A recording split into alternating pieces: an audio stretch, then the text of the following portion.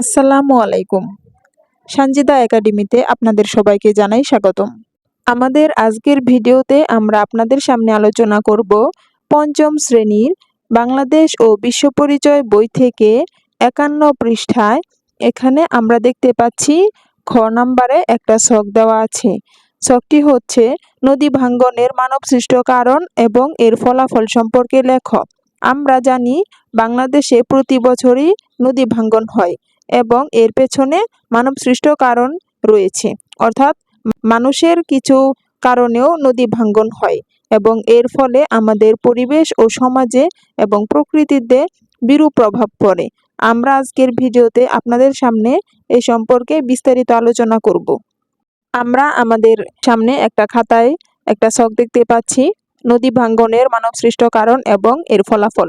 প্রথমেই আমরা আলোচনা করব নদী ভাঙ্গনের মানবসৃষ্ট কারণ সম্পর্কে। নদী ভাঙ্গনের মানবসৃষ্ট কারণগুলো হচ্ছে নদী তীরবর্তী গাছপালা কেটে ফেলা, নদী তীরবর্তী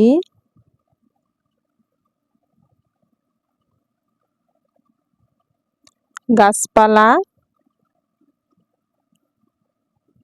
কেটে ফেলা, নদী থেকে বালি উত্তোলন,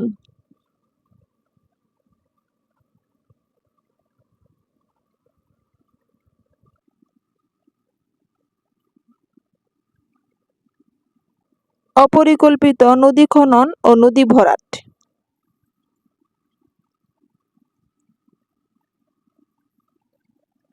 এবার আমরা আলোচনা করব নদী ভাঙ্গনের ফলাফল সম্পর্কে।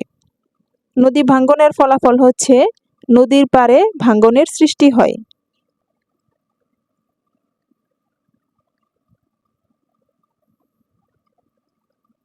ফলে লক্ষ লক্ষ মানুষ গৃহহীন হয়।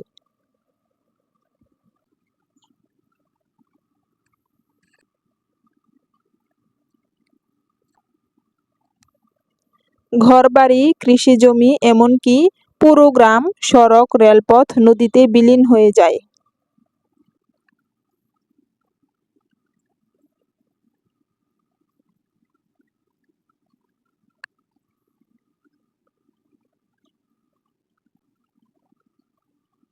ভিউয়ার্স, আমাদের ভিডিওটি আজকে এই পর্যন্তই ছিল।